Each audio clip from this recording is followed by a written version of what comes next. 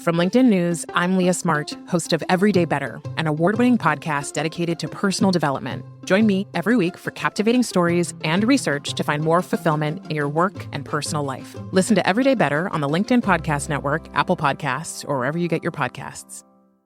From LinkedIn News, I'm Jessie Hempel, host of the Hello Monday podcast. Start your week with the Hello Monday podcast. We'll navigate career pivots. We'll learn where happiness fits in. Listen to Hello Monday with me, Jessie Hempel, on the LinkedIn Podcast Network or wherever you get your podcasts.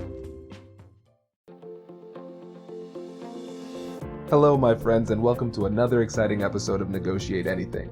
Negotiate Anything is produced by the American Negotiation Institute, and with over 3 million downloads and listeners in over 180 countries, listeners just like you have made it the #1 negotiation podcast in the world. I'm Kwame Christian, and I'm the director of the American Negotiation Institute. We're growing, and I want to introduce you to our new team members and new trainers. This will give you new and diverse perspectives on negotiation and conflict resolution. And that's why Shane Martin, our head of sales and partnerships, is going to serve as co-host of the show from time to time. We're excited to continue to provide you with the best content that will help to make your difficult conversations easier, both at work and at home. Lastly, our team conducts negotiation and conflict resolution trainings in the United States and abroad. Our trainings will give you the practical skills you need to resolve conflict, negotiate, lead, and persuade with confidence. Click the link in the description below to learn more about how we can make your difficult conversations easier. Marie, thanks for joining us today. Hello, how are you today? Doing great. Thanks for joining us. So how would you get us started by telling us a little bit about yourself and what you do?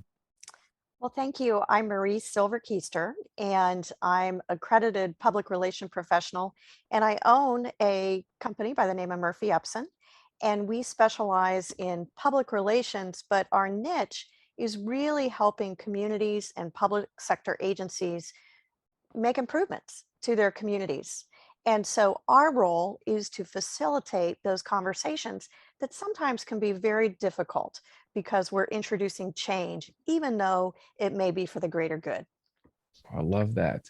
And I know part of what you do includes facilitation, right? So can you tell us about what that looks like in your role and just in general, what facilitation is? So to be effective, what we are talking about is making sure that everyone has an opportunity to contribute.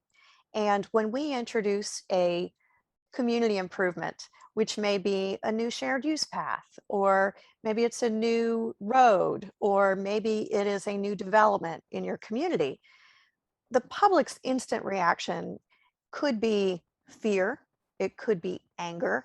And so they may come to that initial meeting that we've planned to share the concept feeling very passionate. And so it's my role to make sure that we can explain what the proposal is, but leave a lot of room for the public to give input so they can shape what ultimately is built or so on. And so I help plan the meeting so that it's a very constructive conversation.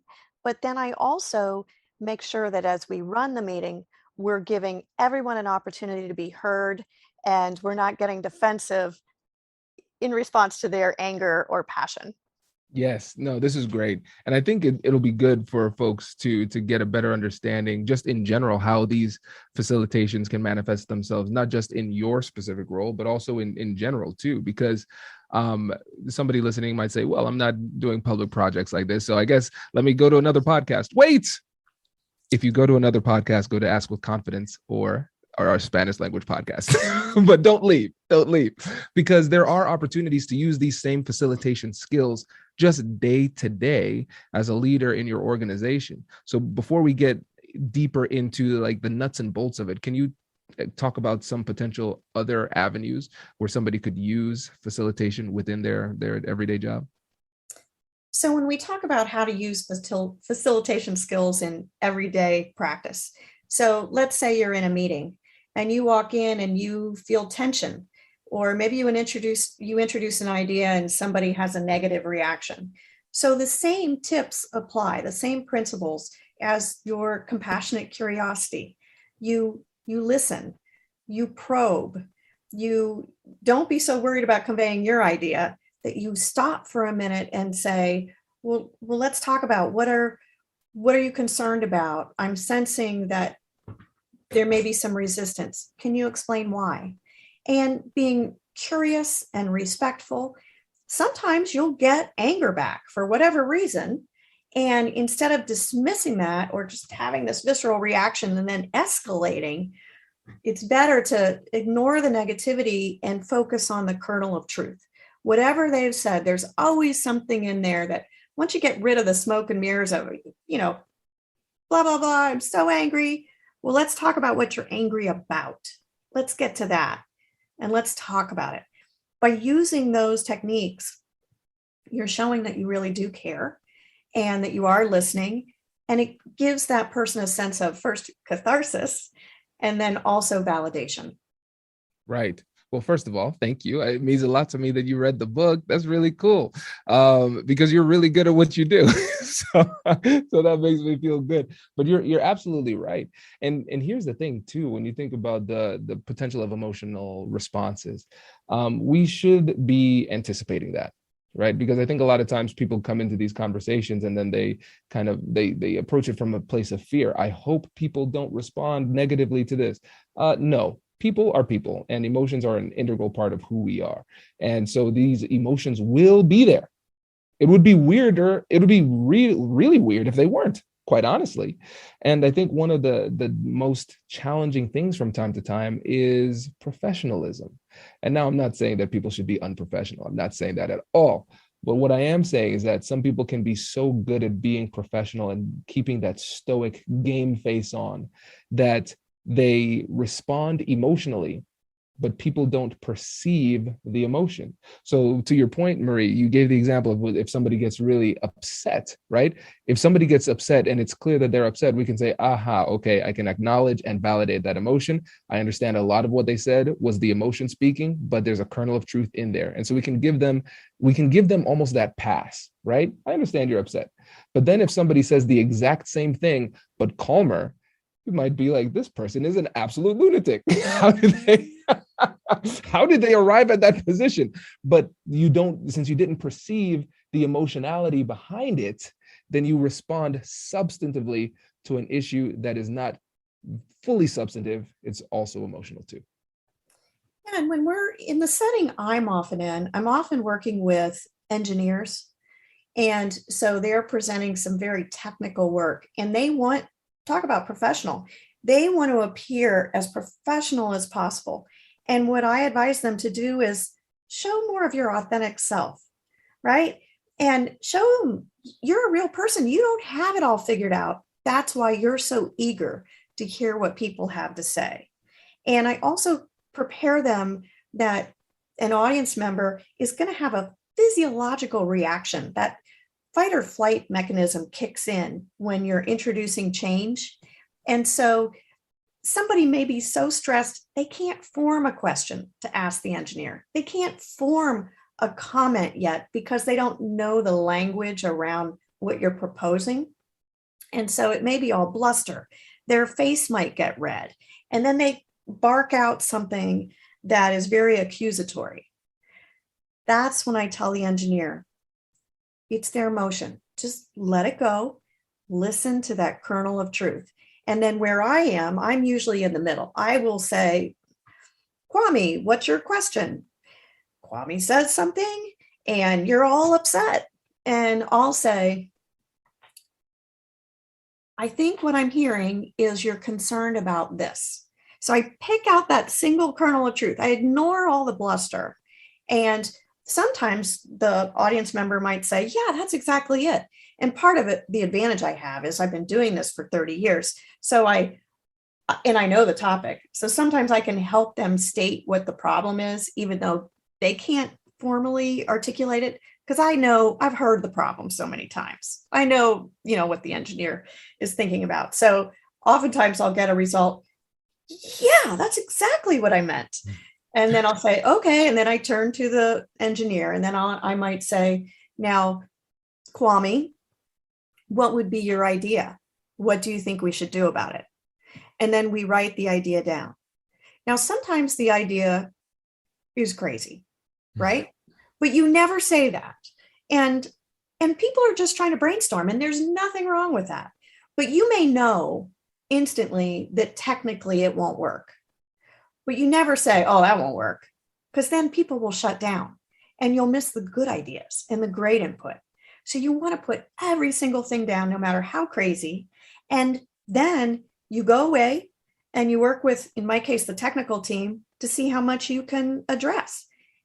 Then you come back, let's say it's the next public meeting or whatever the public session is, and you say, you show that flip chart with all their ideas. Here's what you wanted us to look into. This will work. We'll do it. This won't work, but this is why. And you're saying to them, we heard you. We went and we researched it. And here's the answer. There's something critically important about that process, that it's very important you don't shut people down right away, even if you know their suggestion won't work. They need that catharsis. They need to be heard. Does your company invest in professional development training? If you believe that your team would benefit from a negotiation workshop, all you need to do is go to our website, fill out the workshop request form, and then we'll set up a time to chat. These workshops are completely customizable, and we've done them all around the country. Negotiation and conflict resolution skills are beneficial across all professions, but they're especially useful in procurement, purchasing, sales, sourcing, and contract management. Our calendar is filling up quickly, and we even have some workshops scheduled for next year. If you think you might want one, I'd suggest reaching out soon so you don't miss out. Check out the link in the description to learn more. And now, back to the show.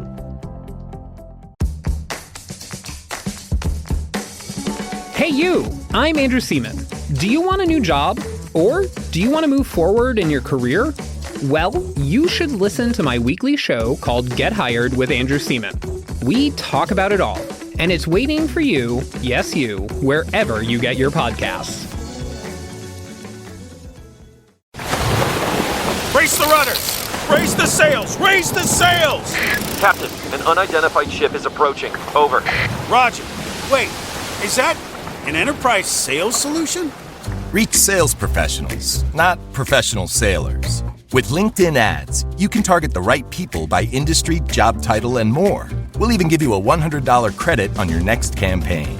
Get started today at linkedin.com/marketer. Terms and conditions apply. Yeah, this makes a lot of sense. And now let's say there's somebody out here who is hyper-focused on efficiency and getting things done. And that person just says, what is the point of this process? Why don't we just go ahead and get the right answer? Because the engineers, they went to school for this. And now we have Joe Schmo from down the street talking about how we should build roads.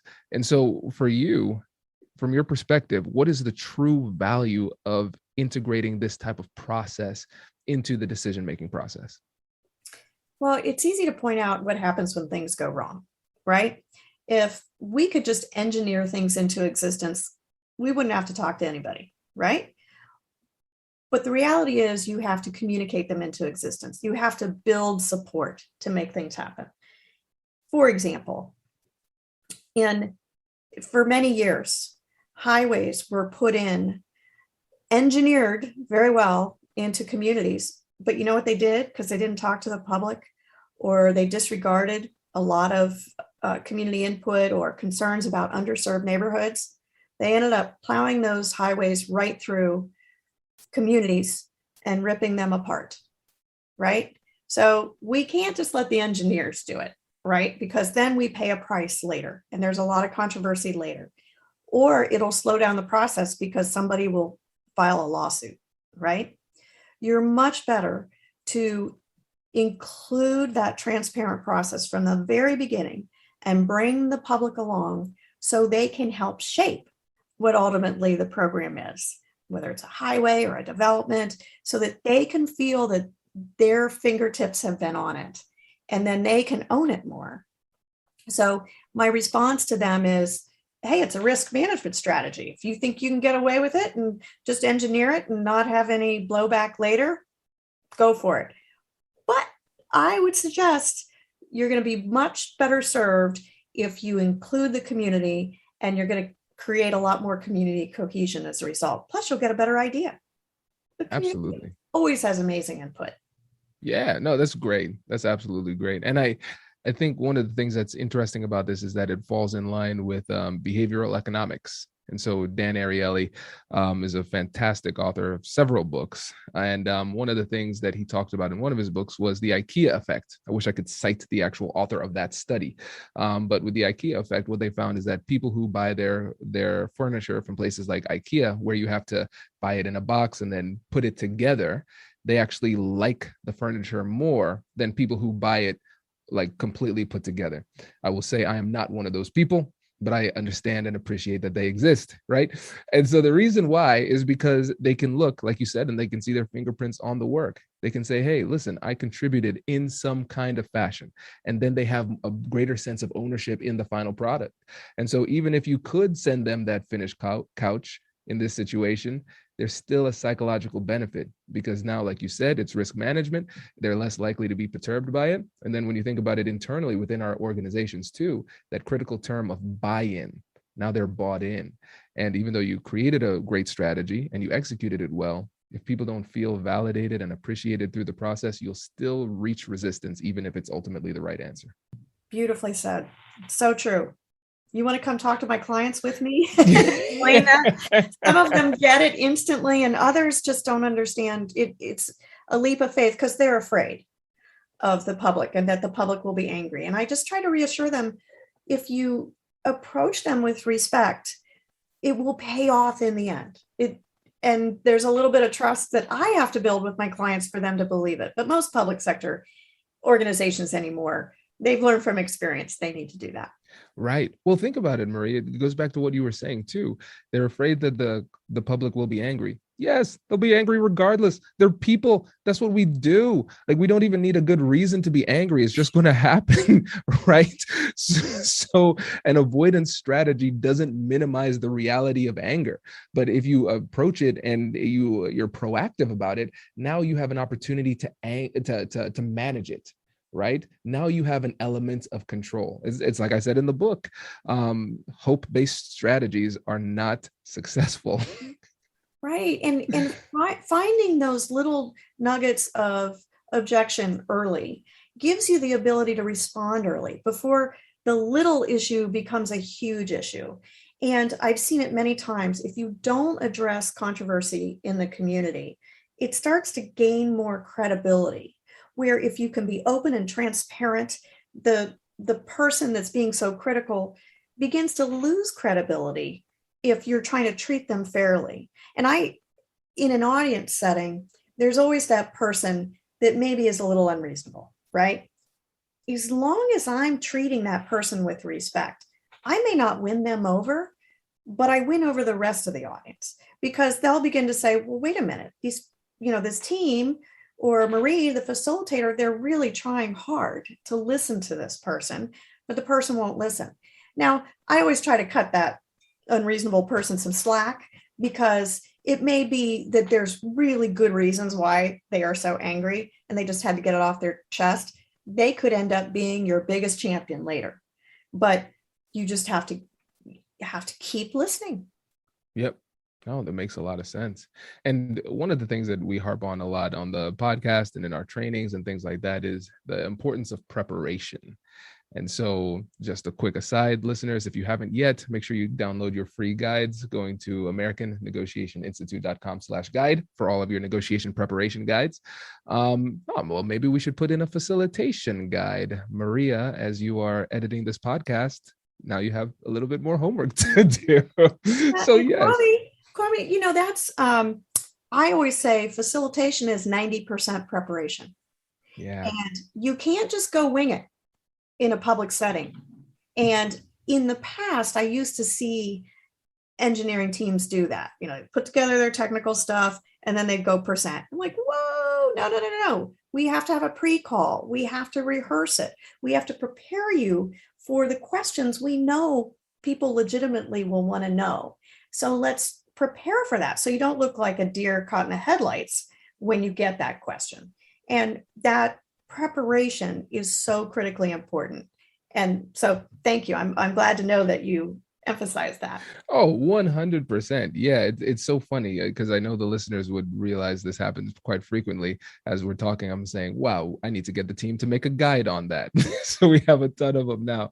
But yeah, this is great. Let's actually talk through what that preparation and planning looks like. So when you're doing that with your team, what are some of the hallmarks of effective preparation? So as we develop a meeting agenda and presentation, for example, I want the purpose of the meeting to be very clear. I want it to be very clear who will have what speaking role and how much time we allow for each segment of the meeting. I ask the engineers or whoever the client is, what kind of input can we still react to? What kind of input do you need to inform your next phase of development? And then once they tell me that, then I will look at the meeting content to see, are we teeing up that question clearly? Are we making it clear what the options are or what the universe of input is that we are looking for? Because you have to put guardrails on. We're not asking the public to design the curvature of a curb or a ramp. That's what your professionals are for. But of critical importance, we need to know the values of the community. There's trade-offs with every decision you make. So if we have a decision that has a lot of trade-offs, where does the community fall on that? Because the engineers are always going to design safe options. That's never a question. I mean, they have to. But there's a lot of area for the community to shape things that reflects their desires. So as I'm preparing for the meeting with the engineers, I'm helping them create visuals that are immediately self-evident. I'm helping them craft questions that we can ask of the audience. The worst public meeting is one where the engineer gives the presentation and then says, any questions? And you see it over and over again. The public doesn't even know where to begin, right? So I like to structure it. Okay, we've shown you this. Here are 3 things that need your input. So what do you think about this? And then I can get the audience talking, right? And then it becomes a more lively meeting. And that's where the joint problem solving begins. Absolutely. Oh man, I love when you reference the book. I appreciate that. Listeners, Finding Confidence in Conflict, available only on Amazon because we have yet to proliferate it effectively. Okay, so check that out. But yeah, this is fantastic. I really like this. And so again, I'll be a little bit nerdy for a moment. They did a really interesting study where they had, they separated people into 2 groups. And so they said, all right, this group of people, we're going to say you have a certain amount of time, list everything in the world that you know that is the color blue. And so they listed it out. Let's say they had a minute, they were able to get 10 things, for example, just, for the sake of example there. And then with the other group, they said this, we want you to list everything in your house that is the color blue. And then that group was able to get a significantly longer list. Now, it's quite obvious. I know some people have big houses, but it's probably not as big as the world, right? There are more blue things in the world than in your house. But the reality that by focusing people, by constraining their options and narrowing their focus on a specific thing, it exploded the level of creativity that they could do. And that's exactly what's happening here. Because if you go do this very technical presentation about the entire project, hey, what are your thoughts? What questions do you have? I don't even know where to start. It's like finding the starting point on a circle. But if you say, here are the key things, now focus on this particular one. What do you think about that? Now people can actually function at a high level. Can I give you an example? Yes, please. So I had a project in the Cleveland area. There had been a lawsuit filed, and the bicycling community wanted the Ohio Department of Transportation to build a bike treatment across a bridge. Well, they wanted to make it easier to ride bikes across a bridge. Well, the bridge was I-90. It was a major highway, and ODOT did not feel safe in allowing people to bicycle on this major interstate bridge. So instead, ODOT said, the Ohio Department of Transportation, here's a bridge right beside that where you could travel from a suburb to downtown Cleveland. We will make an investment in that bridge, which happens to be the Hope Memorial Lorraine Carnegie Bridge that has the the transportation, the legends of transportation. And by the way, so the Indians now I think are called the Legends or something like that after that bridge. But anyway, having said that, so so we were setting the meeting, and the client was very concerned that the bicyclists were going to be really tough on them.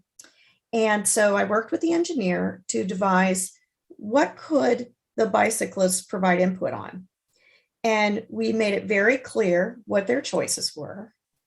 And ODOT was blown away when we gave the bicyclists this clear direction and we gave them a budget. And they would, their input was, we'd rather give up this so that you can afford to maintain it. We want it to be more practical here, and we'd rather have this. The bicyclists ended up being so conscious of the cost and maintaining it that the Ohio Department of Transportation was just so pleased. Now, it was a 3-step process, a lot more to it than that. But once we said, here's what you can work with, here's what's on the table, the stakeholders were creative. They suggested great things. In fact, at one point, somebody said, well, I'm sure you can't do it. Oh, it's the guardians of transportation, not the legends, the guardians. I'm sure you can't do it, but these guardians are beautiful. It'd be really great if you could light them. Well, ODOT worked with the museum and found a way to light those up. And so the bicycling community was blown away. Oh, we proposed a creative idea. It was in the budget, and they did it. So it ended up being such a win-win situation because we allowed everybody to come to the table together, but we gave them guardrails. That's fantastic. I think that's a great example. And so I know we're coming up on time now, but before you go, I wanted to see if you had any last tips for people as they try to facilitate a meeting. Yeah, I know it can create a lot of anxiety. If you're going to be with a big crowd, you suspect they're going to be angry.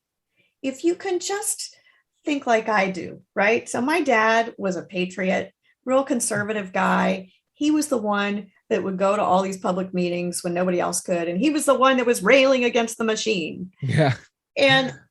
But at the end of the day, he just wanted a better world and he wanted to be treated fairly. And so if you can think in your mind, maybe it's your grandma, maybe it's your mom or dad, somebody who is that same mindset, and think the audience just wants me to be kind. They just want me to be authentic and real and listen. And if you can center yourself back to that and look at the audience then with respect, you're going to survive. You're going to survive.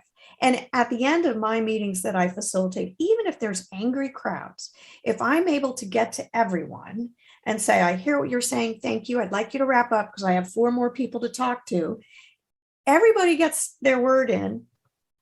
I've had people leave the meeting and say to me, wow, I know we were a tough crowd, but thank you. You let us all talk. You gave us all a turn, and you still got us out on time. I love that. That is fantastic. Marie, thank you so much. We really appreciate you sharing your time.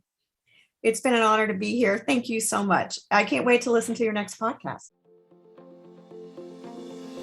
Congratulations, you've just joined an elite club. By listening to a full episode, you're now officially on the Negotiate Anything team. So welcome aboard. What most team members do is they subscribe to the podcast because that allows them to automatically get the latest episodes of the show. The best things in life lie on the other side of difficult conversations. Keep learning, keep practicing, and keep getting better. Your relationships will improve, your career will soar, and you'll have the confidence you need to get the most out of these crucial conversations. Again, thank you for joining the team. We're excited to have you, and I will see you in the next episode. I'll catch you later.